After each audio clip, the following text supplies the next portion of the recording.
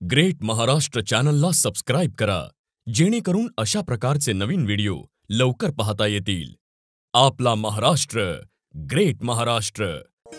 नमस्कार मित्रांनो, तुम्ही पाहत आहात तुमचं आवडतं लाडकं चॅनल ग्रेट महाराष्ट्र चॅनल आणि मी आहे तुमची सखी, तुमची सोबती प्रियांका। आज आपण जाणून घेणार आहोत व्यवसायातल्या क्रांतीबद्दल। पण त्याआधी जर तुम्ही नव्यानं हे चॅनल पाहत असाल तर लगेचच ग्रेट महाराष्ट्र चॅनलला लाईक करा, शेअर करा आणि बेल बटन दाबा। तसंच सबस्क्राईब करायला विसरू नका, जेणेकरून तुम्हाला नवनवीन अपडेट मिळत राहतील। चला तर सुरुवात करूया एका व्यावसायिक क्रांतीबद्दल। ही क्रांती म्हणजेच श्वेत क्रांती। होय, तुम्ही बरोबर ओळखलंय। श्वेत क्रांती म्हणजे दुग्ध व्यवसायातली क्रांती। या दुग्ध व्यवसायानं बरेच जणांचं आयुष्य सुधारलंय आणि राहणीमान वधारलंय। बरेच शेतकरी आणि बेरोजगार या व्यवसायामुळे आयुष्यात स्थिरावलेत। याच कारणानं बरेच जण हा व्यवसाय सुरू करतात, पण अपुरी माहिती त्यांचा व्यवसाय बुडवते आणि त्यांना तोटा सहन करावा लागतो। म्हणूनच या दुग्ध व्यवसायातील ठळक गोष्टी तुमच्या समोर मांडणार आहे। मित्रांनो, दुग्ध व्यवसाय म्हटला तर सर्वात प्रथम नजरेसमोर येतात त्या म्हणजे दुभत्या गायी किंवा म्हशी, आणि सर्वात महत्त्वाचं म्हणजे हा व्यवसाय उभारणीसाठी लागणारं भांडवल, पैशाचं व्यवस्थापन। तर सुरुवात करूया दुग्ध व्यवसायात लागणाऱ्या पैशाच्या नियोजनापासून। याचे 3 टप्पे असतात। पहिला टप्पा म्हणजे जनावर खरेदी, त्यांची राहण्याची जागा, त्यांचं खाद्य, विद्युत उपकरणं इत्यादींचा खर्च। दुसरा टप्पा म्हणजे गाय किंवा म्हशी खरेदी केल्यावर चालू उत्पन्नाचा खर्च, म्हणजे त्यांचं खाद्य, वीज बिल, मजुरी, औषध उपचार वगैरे। आणि तिसरा टप्पा म्हणजे मिळालेल्या दुधाला योग्य ठिकाणी पोहोचवण्याचा खर्च।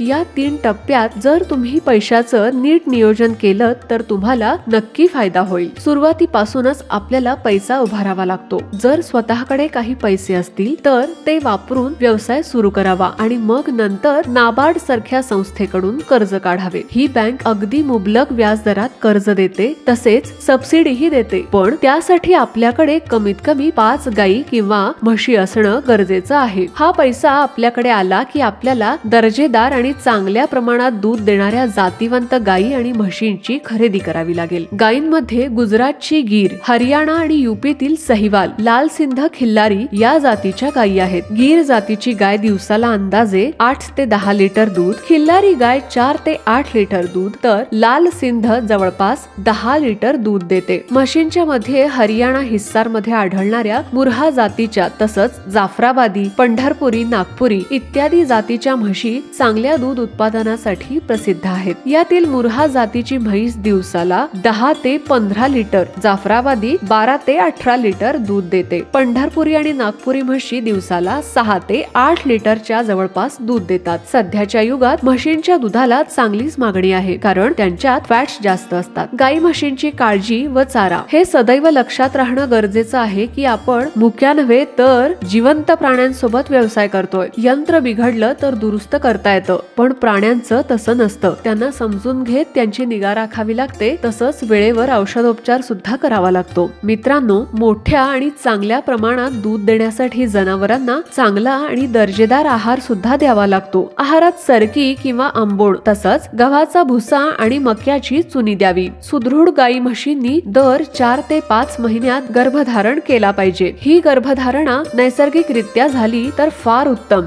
अथवा वैद्यकीय अधिकाऱ्याकडून कृत्रिमरित्या करणे। नैसर्गिक पद्धतीनं गाई म्हशींची गर्भधारणा करायची असेल तर ज्या जातीची गाय अथवा म्हैस असेल त्याच जातीचा बैल अथवा रेडा पाळणं फार उत्तम। गाभण जनावरांच्या चाऱ्याचंही नियोजन करावं। त्यांना खुराक म्हणून भुसा, टर्फल, कोंडा द्यावा। हिरव्या चाऱ्यात मका, ज्वारी, चवळी द्यावी। सुक्या चाऱ्यात गव्हांड, धान्याचे तणीस द्यावे आणि मिठाचाही समावेश करावा। तसंच त्यांचा गोठा स्वच्छ ठेवावा। गोठ्यात भरपूर सूर्यप्रकाश असावा। त्यांना फिरण्यासाठी जागा करावी, जेणेकरून त्यांचा व्यायाम होईल। विदेशी गायी, आता थोडं विदेशी गायींबद्दल बोलूयात। होल्स्टीन फ्रिसियन म्हणजेच HF गाय व जर्सी गाय आपल्याकडे दुग्ध व्यवसायासाठी या गायींचा वापर करतात। त्यातील HF गायीला जास्त तापमान सहन होत नाही। या गायीसाठी गोठ्यातील तापमान नियंत्रणात ठेवावं लागतं। तसेच ही गाय दिवसाला 20 ते 25 लिटर दूध देते आणि जर्सी गाय ही अगदी सहज स्वस्थरित्या राहते। ही गाय दिवसाला 15 ते 20 लिटर दूध देते। यांच्या आहारात मका, गहू, बाजरी तसेच चणे, गहू, डाळीचा भुसा द्यावा। यांच्या दुधापासून बनणारे दही, मस्का, पनीर याला बाजारात चांगला भाव मिळतो। यामुळेच पंजाब, हरियाणा आणि दिल्लीमध्ये यांची मागणी जास्त असते। तसेच महाराष्ट्रात सुद्धा या गायीचा जास्त प्रमाणात उपयोग करतात। गायी व म्हशींच्या आरोग्याविषयी आणि खाद्याबद्दल माहितीसाठी तुम्ही तुमच्या जवळच्या कृषी विद्यापीठात जाऊन मार्गदर्शन घेऊ शकता। आणि जर ते शक्य होत नसेल तर काळजी करू नका, आम्ही आहोतच। ग्रेट महाराष्ट्र चॅनलवर पशुखाद्याच्या संदर्भात सगळी माहिती मिळेल। सगळं व्यवस्थित झालं की प्रत्यक्ष मिळणार दुधाची खपत करणे, त्यासाठी ठिकठिकाणी स्वतः जाऊन आपल्याकडील दुधाच्या दर्जाची माहिती देणे। कधी कधी आपण आपल्या मालाची योग्य पद्धतीने जाहिरात करत नाही, त्यामुळं आपल्या मालाचा दर्जा चांगला असूनही तो लोकांपर्यंत पोहोचतच नाही। म्हणूनच इंटरनेटद्वारे पॅम्पलेट छापून किंवा तोंडी जाहिरात करणे, आणि हे सर्व जर तुम्हाला जास्त खर्चिक वाटत असेल तर मग आमच्या